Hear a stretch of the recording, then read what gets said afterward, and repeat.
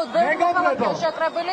აქციის მონაწილეები ასე გამოხატავენ საკუთარ სათნოს და კიდევ ერთხელ გეტყვით იმას, რომ მათ ფეიერვერკის გაშვებით კიდევ ერთხელ დაანახეს ქართულ ოცნებას, რომ ისინი ბიძინა ივანიშვილის კანონებს არ ემორჩილებიან. ჩვენ ახლა შეგვიძლია მოვისმინოთ აქ მყოფი ადამიანების აქციის მონაწილეების პოზიციები. ლუკა ჭოხონელიძე არის ჩემთან ერთად. ლუკა, გამარჯობა.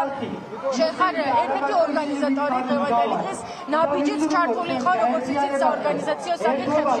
ეს პირველი შემთხვევა არ არის, როდესაც თქვენი ორგანიზაცია ითხოვს იმას, რომ არ შეუჩერდეს ქართველი ვიზო მიმოსვლა. ზამთარშიც ვიხილეთ მათ შორის თქვენგან ანალოგიური აქცია.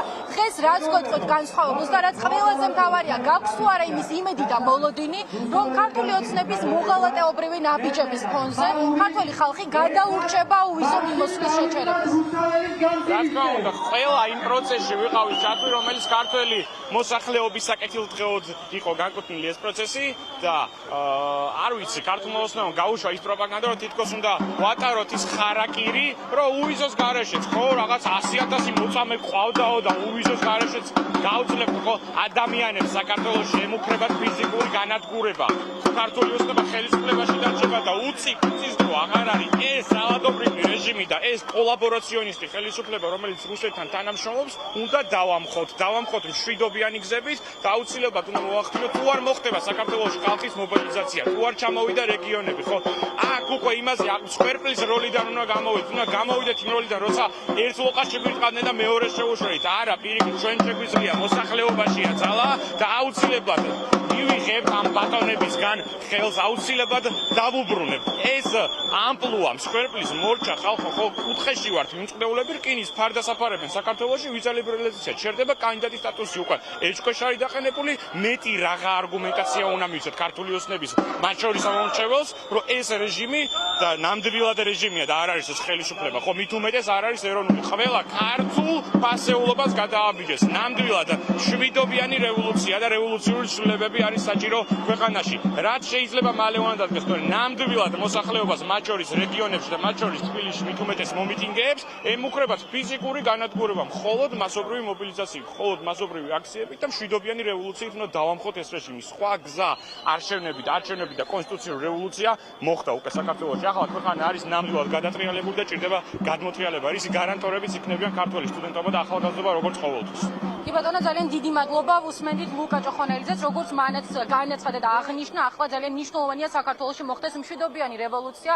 ამის პარალელურად ჩვენ ზურგს უკან ხედავთ რომ აქციის მონაწილეები ეტაპობრივად მიემართებიან დედაქალაქის მთავარი გამზირის წინა პარლამენტის მიმდებარე ტერიტორიაზე და შემდგომ უკვე იქ გაგრძელდება პროტესტი ჩვენ შეგვიძლია გადავინაცვლოთ წინ და ასევე პარალელურად მოვისმინოთ კომენტარები აი ცოტნე მირცხულობას ხედავთ ცოტნე გამარჯობა დღეს მთელი დღის განმავლობაში ჩნდება ლეგიტიმური კითხვა იმასთან დაკავშირებით ჩვენ ძალიან კარგად ვიცით თუ რა გზა გაიარა საქართველოს იმისთვის რომ მოეპოვებინა ხო ძალიან დიდი მონოპოლარია უვიზო მიმოსვლა რა თქმა უნდა ამ ყველაფერს აქვს თავისი დათქმა როდესაც ქართულმა ოცნებამ გადაუხვია ევროპულ გზებს და აღარ არის ის სტანდარტები ჩვენს ქვეყანაში რომელსაც ითხოვს ქართული საზოგადოება არსებობს თუ არა ის საფუძველი რომ ქართველი ხალხის ნება გაითვალისწინოს დასავლეთმა და არ შეუჩეროს ჩვენს ქვეყანას უვიზო მიმოსვლა ის სიკეთები, რასაც ჩვენ ამ ევროკავშირის სტატუსით ვიღებთ, არის ფასდაუდებელი და უბრალოდ ამ ამოცანის დაკარგვა და ამ გზიდან გადახვევა პირდაპირ არის ღალატი და ქართველი ოჯახების საზოგადოების და ქართველი ერის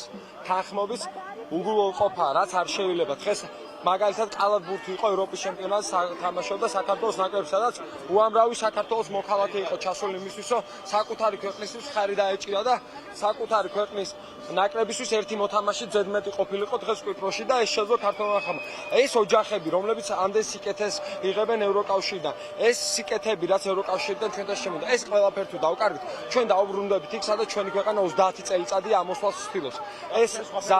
ეს გზა არის დამღუპველი ამ ქვეყნისთვის და ეს ამ მთავრობას პირდაპირ უკუნიჩი მიყავს ეს ქვეყანა და ვინც ვართ საღაზზე დარჩენილი დღემდე ამ ქვეყანაში, ყველა ძალით უნდა გავაგდოთ ესენი აქედან. ეს რეჟიმი აუცილებლად დაემხობა და ჩვენ გავაგრძელებთ ჩვენ ისტორიული მიზნისკენ და გზისკენ სვლას.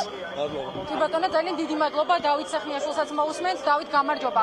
რომ გითხრა შენი პოზიციაც იმასთან დაკავშირებით, გაქვს თუ არა მოლოდინი, რომ ქართველი ხალხის აქტიურობა შეცვლის გადაწყვეტილებას ჩვენი ქვეყნისთვის უვიზო მიმოსვლის შეჩერებასთან დაკავშირებით, რადგან ძალიან საინტერესო ფასოა, რომ უნდა არსებობდეს გარკვეული ტიპის კრიტერიუმები, რომელსაც უნდა აკმაყოფილებდეს ქვეყანა. თუ კი ქართულმა ხალხმა ვერ შეძლო, რომ ამდენი ხანი გაიშვა ქართული ოცნება, პოლიტიკური თვალსაზრისით დაესრულებინა.